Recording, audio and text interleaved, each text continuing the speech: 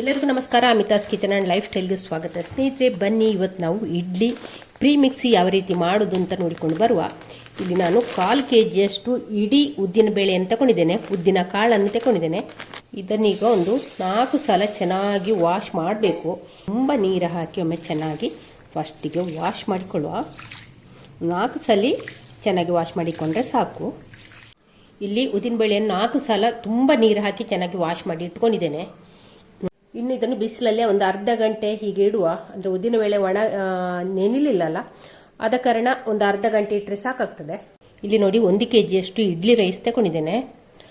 ಎದುರು ಬೆಳ್ತಿಗೆ ಅಂತಲೂ ಹೇಳ್ತೇವೆ ನೋಡಿ, ಇದು ಈ ರೀತಿ ಉಂಟು. ಇದು ನಾನಿಲ್ಲಿ 1 kg ಆಗುವಷ್ಟು ಮಾಡಿದ್ದೇನೆ. 1 kg ರೈಸಿಗೆ 1/4 kg ಉದ್ದಿನ ಬೇಳೆ ಹಾಕಿದ್ದೇನೆ. ನೀವು ಜಾಸ್ತಿ ಬೇಕಾದ್ರೆ ಜಾಸ್ತಿ ಮಾಡಿಕೊಳ್ಬಹುದು. ನಾನೀಗ 1 kg ಆಗುವಷ್ಟು ಮಾಡಿ ತೋರಿಸ್ತಿದ್ದೇನೆ. ಇವಾಗ ಇದನ್ನೊಂದು 4 ರಿಂದ 5 ಸಲ ಚೆನ್ನಾಗಿ ಜಾಸ್ತಿ ನೀರಲ್ಲಿ ತೊಳಿಬೇಕು. ಇದರದ ಧೂಳು ಇದರ ನೋಡಿ ಈ ಥರದ ಬಿಳಿ ನೀರೆಲ್ಲ ಹೋಗಿ ತಿಳಿಯಾಗಬೇಕು, ಅಕ್ಕಿ ನೀರಲ್ಲಿ ಕಾಣಬೇಕು. ಆ ರೀತಿ ಚೆನ್ನಾಗಿ ವಾಶ್ ಮಾಡಿಕೊಳ್ಳುವ. 4 ರಿಂದ 5 ಸಲ ಚೆನ್ನಾಗಿ ತೊಳ್ಕೊಂಡ್ರೆ ಆಯಿತು. ನೀರನ್ನೆಲ್ಲ ಸೋಸಿ ಇಟ್ಟುಕೊಂಡಿದ್ದೇನೆ. ಇದನ್ನು ಇನ್ನು ಬಿಸಿಲಲ್ಲಿ ಒಂದು 2 ಗಂಟೆ ಒಣಗಿಸ್ಕೊಳ್ಬೇಕು. ಪ್ಲಾಸ್ಟಿಕ್ ಮೇಲೆ ಬಟ್ಟೆ ಹಾಕಿ ಅದರ ಮೇಲೆ ಅಕ್ಕಿ ಹಾಕಿ ಒಂದು ತೆಳ್ಳಗೆ ಹರಡಿ ಒಂದು 2 ಗಂಟೆ ಬಿಸಿಲಲ್ಲಿ ಒಣಗಿಸ್ಕೊಳ್ಳುವ. ಇವಾಗ ನೋಡಿ, ಇಲ್ಲಿ ಸಣ್ಣ ಲೋಟದಲ್ಲಿ 1 ಲೋಟದಷ್ಟು ದಪ್ಪ ಅವಲಕ್ಕಿಯನ್ನು ತಗೊಂಡಿದ್ದೇನೆ. ನೋಡಿ, ತೆಳು ಅವಲಕ್ಕಿ ಕೂಡ ತಗೊಳ್ಬಹುದು. ಅಂದರೆ 2 ಲೋಟದಷ್ಟು ತಗೊಳ್ಳಿ. ಸಣ್ಣ ಲೋಟದಲ್ಲಿ 2 ಲೋಟದಷ್ಟು. ನಾವೀಗ ಉದ್ದಿನ ಬೇಳೆ 1 ಕಪ್ಪಲ್ಲಿ ತಗೊಂಡ್ರೆ ಅದೇ ಕಪ್ಪಲ್ಲಿ ಒಂದು ಅರ್ಧ ಕಪ್ಪಿಗಿಂತ ಒಂದು ಸ್ವಲ್ಪ ಕಡಿಮೆ ದಪ್ಪ ಅವಲಕ್ಕಿಯನ್ನು ತಗೊಂಡ್ರೆ ಆಯಿತು. ತೆಳು ಅವಲಕ್ಕಿ ಆದರೆ ಒಂದು 3/4 ಕಪ್ಪಿನಷ್ಟು ತಗೊಂಡ್ರೆ ಆಯಿತು. ಇವಾಗ ಇದನ್ನು ಚೆನ್ನಾಗಿ ಒಂದು 2-3 ಸಲ ಧೂಳೆಲ್ಲ ತೆಗೆದು ಚೆನ್ನಾಗಿ ತೊಳೆಯುವ. ಇಲ್ಲಿ ನೋಡಿ, ಅವಲಕ್ಕಿಯನ್ನು ಒಂದು 3 ಸಲ ತೊಳೆದು ನೀರನ್ನೆಲ್ಲ ತೆಗೆದು ಇದನ್ನು ಸೋಸಿ ಇಟ್ಟುಕೊಂಡಿದ್ದೇನೆ. ನೋಡಿ, ಹೀಗೆ ಉಂಟು. ಇನ್ನು ಇದನ್ನು ಬಿಸಿಲಿಗೆ ಬಟ್ಟೆ ಹಾಕಿ 1 ಗಂಟೆಗಳ ಕಾಲ ಒಣಗಿಸಿಕೊಳ್ಳುವ. ಬಿಸಿಲಲ್ಲಿ ತೆಳ್ಳಗೆ ಹರಡಿಕೊಳ್ಬೇಕು. ಇದನ್ನು ಈ ರೀತಿ ಅಗಾಲದ ಪ್ಲೇಟಲ್ಲಿ ಇದ್ರೆ ಪ್ಲೇಟಿಗೆ ಡೈರೆಕ್ಟ್ ಆಗಿ ಹಾಕ್ಬೋದು. ಬಟ್ಟೆ ಹಾಕಬೇಕು ಅಂತಿಲ್ಲ, ಯಾಕಂದರೆ ಈ ಸ್ಟೀಲ್ ಸಹ ಚೆನ್ನಾಗಿ ಬಿಸಿ ಆಗ್ತದಲ್ಲ, ಆಗ ಬೇಗ ಇದು ಅವಲಕ್ಕಿ ಡ್ರೈ ಆಗ್ತದೆ, ಒಣಗ್ತದೆ. ಹೀಗೆ ತೆಳ್ಳಗೆ ಮಾಡಿ ಬಿಸಿಲಿಗೆ ಇಟ್ಟುಕೊಂಡ್ರೆ ಆಯಿತು. ಅರ್ಧ ಗಂಟೆ ನಂತರ ಒಮ್ಮೆ ಚೆನ್ನಾಗಿ ಇದನ್ನೆಲ್ಲ ಅಡಿ ಮೇಲು ಮಾಡಿ ಚೆನ್ನಾಗಿ ಮಿಕ್ಸ್ ಮಾಡಿ ಹೀಗೆ ಇನ್ನೊಂದ್ಸಲಿ ತಟ್ಟೆಯಲ್ಲಿ ಪೂರ್ತಿ ಅಗಾಲಕ್ಕೆ ಹರಡಿಕೊಂಡ್ರೆ ಆಯಿತು. ಅಂದರೆ ಚೆನ್ನಾಗಿ ಒಣಗಬೇಕು. ಹಾಗೆ ಬಿಟ್ಟ ಹಾಗೆ 1 ಗಂಟೆ ತನಕ ಹೀಗೆ ಬಿಡುದಲ್ಲ, ಎಡೆಯಲ್ಲಿ ಕೈ ಹಾಕಿ ಇದನ್ನೊಮ್ಮೆ ಪುನಃ ಮಿಕ್ಸ್ ಮಾಡಿಕೊಳ್ಬೇಕು. ಉದ್ದಿನ ಬೇಳೆಯಲ್ಲಿ ನೋಡಿ 1 ಗಂಟೆ ಬಿಸಿಲಲ್ಲಿ ಒಣಗಿಸಿಕೊಂಡಿದ್ದೇನೆ. ಇದನ್ನೀಗ ನಾವು ಒಂದು ಮಿಕ್ಸರ್ ಜಾರಿಗೆ ಹಾಕಿಕೊಳ್ಳುವ. ಇವಾಗ ಅದಕ್ಕೆ ಈ ಲೋಟದಲ್ಲಿ ಒಂದು ಅರ್ಧ ಲೋಟದಷ್ಟು ಸಬ್ಬಕ್ಕಿಯನ್ನು ಹಾಕ್ತಾ ಇದ್ದೇನೆ. ಸಾಗು ಇದನ್ನು ಇದಕ್ಕೆ ಹಾಕ್ತಾ ಇದ್ದೇನೆ.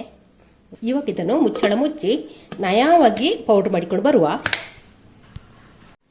ಇವಾಗ ಇಲ್ಲಿ ಉದ್ದಿನ ಬೇಳೆಯನ್ನು ನಯವಾಗಿ ಪೌಡ್ರ್ ರೀತಿಯಲ್ಲಿ ಧೂಳಿನ ರೀತಿಯಲ್ಲಿ ಪೌಡ್ರ್ ಮಾಡಿಕೊಂಡಿದ್ದೇನೆ. ಒಂದು ವೇಳೆ ನಿಮ್ಮ ಮಿಕ್ಸಿಯಲ್ಲಿ ಪೌಡ್ರ್ ಥರ ಆಗದಿದ್ರೆ ಉಂಟಲ್ಲ, ಜರಡಿ ಇಟ್ಕೊಳ್ಬೇಕು. ಜರಡಿ ಇಟ್ಕೊಂಡು ಗಟ್ಟಿಯ ಭಾಗವನ್ನು ಪುನಃ ಮಿಕ್ಸಿಗೆ ಹಾಕಿ ಗ್ರೈಂಡ್ ಮಾಡಿಕೊಳ್ಬೇಕು, ಪೌಡ್ರ್ ಮಾಡಿಕೊಳ್ಬೇಕು.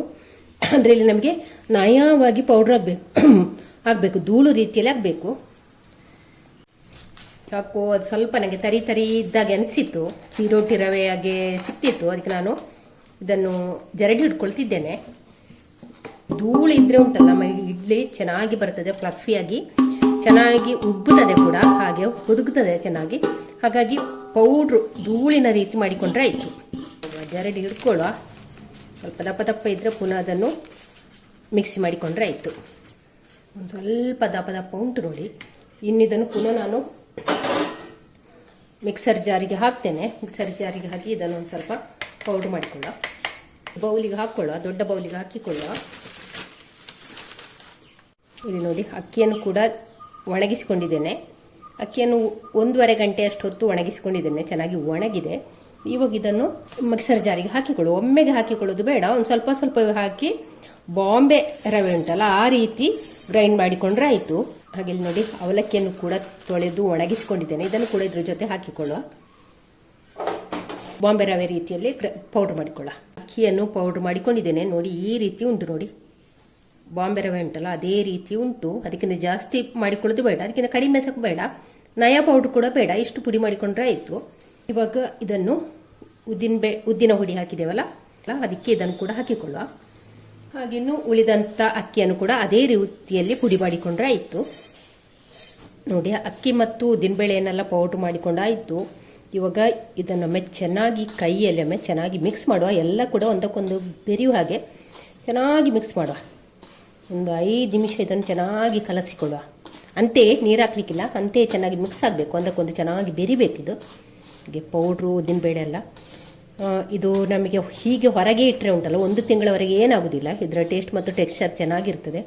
ಫ್ರಿಜ್ಜಲ್ಲಿ ಆದರೆ ಒಂದು 2 ರಿಂದ 3 ತಿಂಗಳವರೆಗೆ ಇಡ್ಬೋದು, ಏನು ಕೂಡ ಆಗೋದಿಲ್ಲ. ನೀವು ಮಾಡಲಿಕ್ಕೆ ಮೊದಲು 1 ಗಂಟೆ ಮೊದಲು ಇದನ್ನು ಫ್ರಿಜ್ಜಲ್ಲಿ ಇಟ್ಟರೆ, ನೀವು ಹಿಟ್ಟು ರೆಡಿ ಮಾಡಲಿಕ್ಕೆ 1 ಗಂಟೆ ಮೊದಲೇ ನಾವು ಹೊರಗೆ ತೆಗೆದಿರಬೇಕು. ರೂಮಿನ ಟೆಂಪರೇಚರಿಗೂ ಸರಿ ಹೊಂದಬೇಕು. ಆನಂತರ ಹಿಟ್ಟನ್ನು ಕಲಸಿಕೊಂಡ್ರೆ ಆಯಿತು. ಪಡ್ಡು ಸಹ ಮಾಡಿಕೊಳ್ಬೋದು, ಹಾಗೆ ತಟ್ಟೆ ಇಡ್ಲಿ ಇದನ್ನೆಲ್ಲ ಮಾಡಿಕೊಳ್ಬೋದು, ಕುಟ್ಟಿಗೆ ಕೂಡ ಮಾಡಿಕೊಳ್ಬೋದು, ಉತ್ತಪ್ಪ ಎಲ್ಲ ಮಾಡಿಕೊಳ್ಬೋದು, ಸೆಟ್ ದೋಸೆ ಮಾಡಿಕೊಳ್ಬೋದು. ಅಂದರೆ ಇಡ್ಲಿ ಅಷ್ಟೆಲ್ಲ ಚೆನ್ನಾಗಿ ಬರೋದಿಲ್ಲ, ತೊಂದರೆ ಇಲ್ಲ. ದೋಸೆಯನ್ನು ಸಹ ಮಾಡಿಕೊಳ್ಬೋದು. ಅಂದರೆ ನಾವು ಇಲ್ಲಿ ಇದು ಅಕ್ಕಿಯನ್ನು ನಯವಾಗಿ ಪೌಡ್ರ್ ಮಾಡಿಕೊಂಡಿರೋದಿಲ್ಲ ಅಲ್ಲ, ಒಂದು ಸ್ವಲ್ಪ ತರಿ ಉಂಟಲ್ಲ, ಹಾಗಾಗಿ ನೋಡಿ ಚೆನ್ನಾಗಿ ಮಿಕ್ಸ್ ಆಯಿತು. ನೋಡಿ ಕಲಸಿಕೊಂಡಾಯಿತು. ಇನ್ನು ಇದನ್ನೊಂದು ಏರ್ಟೈಟ್ ಕಂಟೈನರಲ್ಲಿ ಹಾಕಿ ನಾವು ಹೊರಗೆ ಇದ್ದರೆ 1 ತಿಂಗಳವರೆಗೆ ಏನಾಗೋದಿಲ್ಲ. ಇವಾಗ ಇದರಲ್ಲಿ ನಿಮಗೆ 1/4 kg ಅಷ್ಟು ಅಕ್ಕಿ ಪೌಡ್ರ್ ಉಂಟು. ಇದರಲ್ಲಿ ನಮಗೆ ಎಷ್ಟು ಬೇಕು, ಪೂರ್ತಿ ಬೇಕಾ, ತುಂಬ ಜನ ಇದ್ದೀರಾ ಪೂರ್ತಿ ಬೇಕಾ, ಅಷ್ಟು ಇಡ್ಲಿಯನ್ನು ಮಾಡಿಕೊಳ್ಬೋದು. ಇಲ್ಲ ನಾವು ಇಬ್ಬರೇ ಇರೋದಂತಿದ್ರೆ ಒಂದು ಸ್ವಲ್ಪ ಅಕ್ಕಿ ಹಿಟ್ಟನ್ನು ತಗೊಂಡು ಮಾಡಿಕೊಳ್ಬೋದು. ನಾವು ತುಂಬ ಜನ ಇದ್ದೇವೆ ಅಂತ ಇದ್ರೆ ಎಲ್ಲ ಇಷ್ಟನ್ನು ಸೇರಿಸ್ಕೊಂಡು ಮಾಡ್ಬೋದು. ನಿಮಗೆ ಒಂದು 10 ಇಡ್ಲಿ ಮಾಡಬೇಕಾ, ಒಂದು ಸ್ವಲ್ಪ ಎಷ್ಟು ಇಡ್ಲಿ ಮಾಡಬೇಕು ಆ ಕ್ವಾಂಟಿಟಿ ಮೇಲೆ ಈ ಅಕ್ಕಿ ಹುಡಿಯನ್ನು ತೆಕ್ಕೊಂಡು ನೀವು ಹಿಟ್ಟನ್ನು ಕಲಸಿಕೊಳ್ಬೋದು. ನಾನಿಲ್ಲೀಗ ಹಿಟ್ಟನ್ನು ಒಂದು ಅರ್ಧದಷ್ಟು ಕಲಸಿಕೊಳ್ತೇನೆ. ಆನಂತರ ಉಳಿದದನ್ನು ಡಬ್ಬಕ್ಕೆ ತುಂಬಿಸಿ ಇಡ್ತೇನೆ. 1/4 kg ಅಷ್ಟು ಇಡ್ಲಿ ಪ್ರೀ ಮಿಕ್ಸ್ ಅನ್ನು ತಗೊಂಡಿದ್ದೇನೆ. ಇನ್ನಿದನ್ನು ಯಾವ ರೀತಿ ಹಿಟ್ಟನ್ನು ಕಲಸಿಡುವುದಂದರೆ, ನಾನಿಲ್ಲಿ ಇಡ್ಲಿ ಪ್ರೀ ಮಿಕ್ಸ್ ಅನ್ನು ಒಂದು ಕಲಸಿಡುವ ಪಾತ್ರೆಗೆ ಹಾಕೊಂಡಿದ್ದೇನೆ. ಅದಕ್ಕೀಗ ನೀರು ಹಾಕಿಕೊಂಡು ಕಲಸುವ. ಇಡ್ಲಿ ಹಿಟ್ಟಿನ ಹದಕ್ಕೆ ಕಲಸಿಕೊಂಡ್ರೆ ಆಯಿತು. ಒಮ್ಮೆ ಜಾಸ್ತಿ ನೀರು ಹಾಕಿಕೊಳ್ಬೇಡಿ, ಸ್ವಲ್ಪ ಸ್ವಲ್ಪನೇ ಹಾಕಿಕೊಂಡು ಚೆನ್ನಾಗಿ ಕಲಸಿಕೊಂಡ್ರೆ ಆಯಿತು. ಇವಾಗ ನೋಡಿ ಇಷ್ಟು ಕಲಸಿ ಆಗಿದೆ. ಕಲಸಿ ಆದರೂ ಕೂಡ ಕೆಲವು ಕಡೆ ಎಲ್ಲ ಹಿಟ್ಟು ಸ್ವಲ್ಪ ಗಂಟು ಕಟ್ಟಿದೆ ನೋಡಿ, ಅದನ್ನೆಲ್ಲ ಚೆನ್ನಾಗಿ ಬಿಡಿಸಿಕೊಳ್ಬೇಕು. ಒಂದು 5 ನಿಮಿಷ ಆದರೂ ಇದನ್ನು ಚೆನ್ನಾಗಿ ಕಲಸಿಕೊಳ್ಬೇಕು. ಹಿಟ್ಟನ್ನು ಬಿಡಿಸಿಕೊಂಡು ಪೂರ್ತಿ ಹಿಟ್ಟು ಇದು ನೋಡಿ ಕೆಲವು ಕಡೆ ನೋಡಿ ಈ ಗಂಟನ್ನೆಲ್ಲ ಬಿಡಿಸಿಕೊಂಡು ಚೆನ್ನಾಗಿ ಕಲಸಿಕೊಳ್ಬೇಕು. ಒಂದು ವೇಳೆ ನಿಮಗೆ ಕಲಸ್ಲಿಕ್ಕೆ ತುಂಬ ಟೈಮ್ ಹಿಡ್ಕೊಳ್ತದೆ ತಿದ್ದವರು ಮಿಕ್ಸರ್ ಜಾರಿಗೆ ಹಾಕಿ ಒಂದು ಪಲ್ಸ್ ಮೋಡಲ್ಲಿ ಒಂದು 2 ಸುತ್ತು ಅಂದರೆ ಸಾಕು. ಅದಕ್ಕೆ ಬೇಕಾದಷ್ಟು ನೀರು ಹಾಕಿ ಆನಂತರ ಹಿಟ್ಟಿನ ಹದಕ್ಕೆ ಮಾಡಿಕೊಂಡ್ರೆ ಆಯಿತು. ಹಿಟ್ಟಿನ ಹದ ಈ ರೀತಿ ಉಂಟು ನೋಡಿ. ಉಪ್ಪಾಕಿ ಒಮ್ಮೆ ಚೆನ್ನಾಗಿ ಮಿಕ್ಸ್ ಮಾಡುವ. ಯಾವಾಗಲೂ ಇಡ್ಲಿ ಹಿಟ್ಟು ಕಲಸುವಾಗ ಉಂಟಲ್ಲ, ನಾವು ಹೀಗೆ ಹೊಡೆದು ಕಲಿಸ್ಬೇಕು. ಆಗ ಉಂಟಲ್ಲ ಚೆನ್ನಾಗಿ ಫ್ಲಫಿಯಾಗಿ ಇಡ್ಲಿ ಬರ್ತದೆ, ಬೇಗ ಹುದುಗುತ್ತದೆ ಕೂಡ. ನೋಡಿ ಇಡ್ಲಿ ಹಿಟ್ಟನ್ನು ಕಲಸಿಕೊಂಡಾಯಿತು. ಹಿಟ್ಟಿನ ಹದ ಈ ರೀತಿ ಇದೆ ನೋಡಿ ಈ ರೀತಿ ಇದೆ. ಇನ್ನಿದನ್ನು ನಾವು ಚೆನ್ನಾಗಿ ಸೈಡಿಂದೆಲ್ಲ ಬಿಡಿಸಿಕೊಳ್ಳುವ. ಕಲಸಿದ ನಂತರ ನಾನಿಲ್ಲಿ ಒಂದು ಪೇಪರ್ ಮುಚ್ಚುತ್ತೇನೆ. ಪೇಪರ್ ಮುಚ್ಚಿ ಅದರ ಮೇಲೆ ಒಂದು ಪ್ಲೇಟ್ ಇಡ್ತೇನೆ. ಪ್ಲೇಟ್ ಇಟ್ಟು ಇದರ ಮೇಲೆ ಒಂದು ಭಾರವಾದ ವಸ್ತುವನ್ನು ಇಡುವ. ಭಾರವಾದ ವಸ್ತುವನ್ನು ಇಟ್ಟು ಒಂದು 8 ರಿಂದ 10 ಗಂಟೆ ತನಕ ಇದನ್ನು ಹುದುಗಲಿಕ್ಕೆ ಬಿಡುವ. ಇನ್ನು ನಾಳೆ ಬೆಳಿಗ್ಗೆ ನೋಡುವ ಯಾವ ರೀತಿ ಬರ್ತದೆ ಅಂತ. ನಾಳೆ ಬೆಳಿಗ್ಗೆ ನೋಡುವ. ಇವಾಗ ಬೆಳಗ್ಗೆ 7 ಆಗಿದೆ ನೋಡಿ. ಹಿಟ್ಟು ಉಬ್ಬಿ ಬಂದಿದೆ. 4 ಗಂಟೆಗೆ ಹೇಳುವಾಗ ನಾನು ಪೇಪರನ್ನು ತೆಗೆದು ನೋಡಿ ಹಿಟ್ಟು ನೋಡಿ ಪ್ಲೇಟಿಗೆಲ್ಲ ಅಂಟಿದೆ. 4 ಗಂಟೆಗೆ ಹೇಳುವಾಗಲೇ ಹಿಟ್ಟು ಹೊಗ್ಗಿಕೊಂಡು ಬಂದಿತ್ತು. ಹಾಗೆ ಪೇಪರನ್ನು ತೆಗೆದಿಟ್ಟಿದೆ ನೋಡಿ. ಪೇಪರಿಗೆ ಒಂದು ಸ್ವಲ್ಪ ಅಂಟಿದೆ ಕೂಡ. ಪೇಪರನ್ನು ತೆಗೆದು ಪ್ಲೇಟನ್ನು ಬಿಟ್ಟು ಕೆಳಗೊಂದು ಪ್ಲೇಟನ್ನು ಕೂಡ ಇಟ್ಟಿದೆ ನೋಡಿ. ಹಿಟ್ಟು ಚೆನ್ನಾಗಿ ಹುದುಗಿ ಬಂದಿದೆ ನೋಡಿ. ಸೌಟಾಕಿ ತೋರಿಸಿದ್ದೇನೆ ನೋಡಿ ಎಷ್ಟು ಚೆನ್ನಾಗಿ ಬಂದಿದೆ ನೋಡಿ ಹಿಟ್ಟು. ಹಾಗೆ ಇದನ್ನು ಪೂರ್ತಿ ಮಿಕ್ಸ್ ಮಾಡಿಕೊಳ್ಳೋದು ಬೇಡ. ಹೀಗೆ ನಾವು ಹಿಟ್ಟನ್ನು ಹಾಕಿಕೊಂಡ್ರೆ ಆಯಿತು. ಅಂದರೆ ನಾವು ಇದಕ್ಕೆ ಉಪ್ಪೆಲ್ಲ ಹಾಕಿದ್ದೇವಲ್ಲ, ಮತ್ತು ಹಿಟ್ಟಿನ ಹದ ಕೂಡ ಚೆನ್ನಾಗಿದೆ. ಇದು ನೋಡಿ ಹೇಗೆ ನೊರೆಯಾಗಿ ಎಷ್ಟು ಚೆನ್ನಾಗಿ ಬಂದಿದೆ ನೋಡಿ ಹಾಗೆ ನೋಡಿ. ಇನ್ನು ಇದನ್ನು ನಾವು ಫಸ್ಟಿಗೆ ಇಡ್ಲಿ ಮಾಡಿ ತೋರಿಸ್ತಾ ಇದ್ದೇನೆ ನಾನು ನಿಮಗೆ. ಫಸ್ಟಿಗೆ ಇಲ್ಲಿ ನಾವು ಕೊಬ್ಬರಿ ಎಣ್ಣೆಯನ್ನು ಹಚ್ಚಿಕೊಳ್ಳುವ. ಕೊಬ್ಬರಿ ಎಣ್ಣೆ ಹಚ್ಚಿದ್ರೆ ಉಂಟಲ್ಲ ಒಳ್ಳೆ ಘಮ ಬರ್ತದೆ ಇಡ್ಲಿ ನೋಡಿ. ಹಿಟ್ಟನ್ನು ಇಲ್ಲಿ ಕಲಸಿಕೊಳ್ಳೋದು ಬೇಡ ನೋಡಿ. ಹೀಗೆ ಮೇಲಿಂದ ತೆಗೆದು ಹಿಟ್ಟನ್ನು ಹಾಕಿಕೊಂಡ್ರೆ ಆಯಿತು. ಇವಾಗ ಇಲ್ಲಿ ಹಿಟ್ಟನ್ನೆಲ್ಲ ಈ ರೀತಿ ಹಾಕ್ಕೊಂಡಿದ್ದೇನೆ. ಇನ್ನಿದನ್ನು ನಾವು ಹಾಗೆ ಇಲ್ಲಿ ನೀರು ಕೂಡ ಚೆನ್ನಾಗಿ ಕುದೀತಾ ಉಂಟು. ಇವಾಗ ಈ ಇಡ್ಲಿ ಸ್ಟ್ಯಾಂಡನ್ನು ಇಟ್ಕೊಳ್ಳುವ.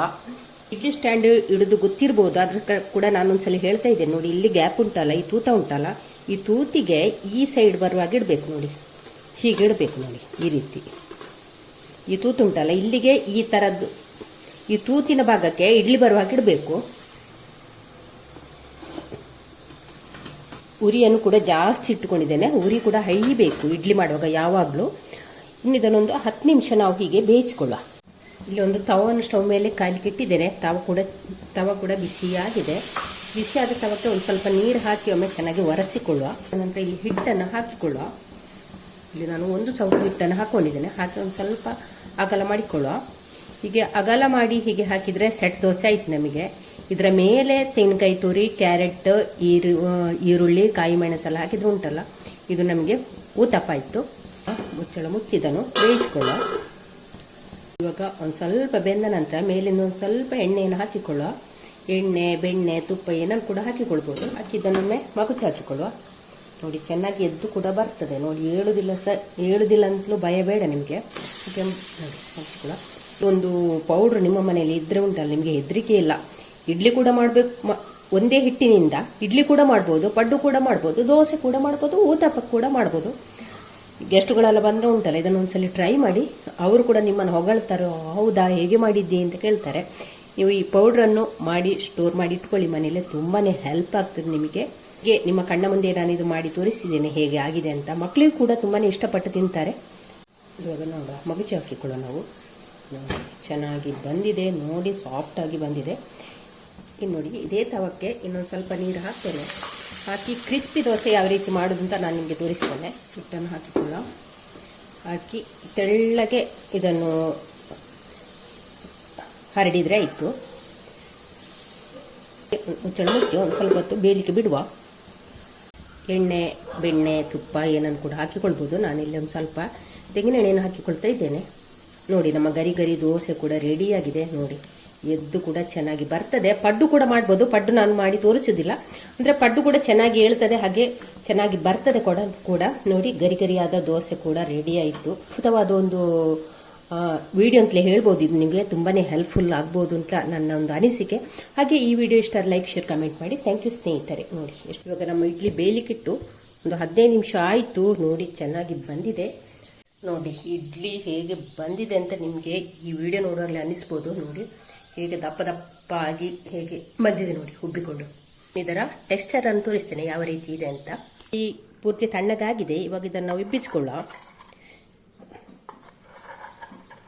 ಚೆನ್ನಾಗಿ ಎದ್ದು ಕೂಡ ಬರ್ತದೆ ನೋಡಿ. ಇದು ವೇಳೆ ಎದ್ದು ಬಾರದಿದ್ರೆ ಉಂಟಲ್ಲ, ಸೈಡೆಲ್ಲ ಕಚ್ಚಿಕೊಂಡಿದ್ರೆ ಒಂದು ಸ್ವಲ್ಪ ನೀರನ್ನು ಸುತ್ತ ಹಾಕಿಕೊಂಡ್ರೆ ಆಯಿತು. ನೀರನ್ನು ಸ್ವಲ್ಪ ಹಾಕಿಕೊಂಡು ಹಾಕಿದರೆ ಉಂಟಲ್ಲ, ಬೇಗನೆ ಎದ್ದು ಬರ್ತದೆ ನೋಡಿ. ಇಡ್ಲಿನ ಟೆಕ್ಸ್ಚರು ಯಾವ ರೀತಿ ಬಂದಿದೆ ನೋಡಿ.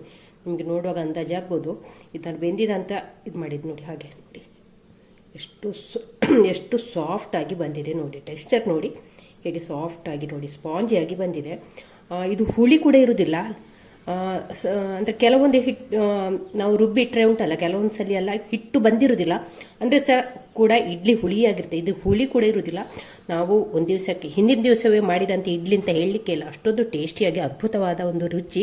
ನೀವು ಒಂದ್ಸಲ ಟ್ರೈ ಮಾಡಿ, ಆವಾಗ ನಿಮಗೆ ಅನಿಸ್ಬೋದು ಈ ರೀತಿ ಕೂಡ ಆಗ್ತದಂತ ನಿಮಗೆ ಕೂಡ ಅನಿಸ್ಬೋದು. ಹಾಗೆ ನೀವು ಕೂಡ ಒಂದ್ಸಲ ಟ್ರೈ ಮಾಡಲೇಬೇಕಾದಂಥ ಒಂದು ರೆಸಿಪಿ. ಹಾಗೆ ಈ ವಿಡಿಯೋ ಇಷ್ಟ ಆದರೆ ಲೈಕ್, ಶೇರ್, ಕಮೆಂಟ್ ಮಾಡಿ. ಚಾನಲ್ಗೆ ಯಾರಾದರೂ ಹೊಸಬ್ರಿದ್ರೆ ಪ್ಲೀಸ್ ಸಬ್ಸ್ಕ್ರೈಬ್ ಮಾಡಿಕೊಂಡು ಚಾನಲನ್ನು ನೋಡಿ. ಥ್ಯಾಂಕ್ ಯು ಸ್ನೇಹಿತರೆ.